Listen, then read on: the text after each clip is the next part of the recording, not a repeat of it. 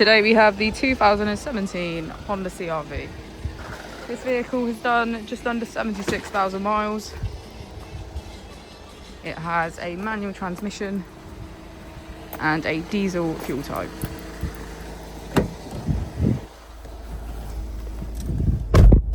To the left of our steering wheel, we have voice control as a feature, as well as automatic headlights. On the right, we have cruise control and automatic wipers. Moving on to our screen, we can access navigation, smartphone integration, information, settings, audio and web browser. If we put the vehicle into reverse, we can see that it comes with a parking camera with parking sensors. Just below we have our dual zone climate control. As we go into the back of the vehicle, we can see that it has a full cloth black interior.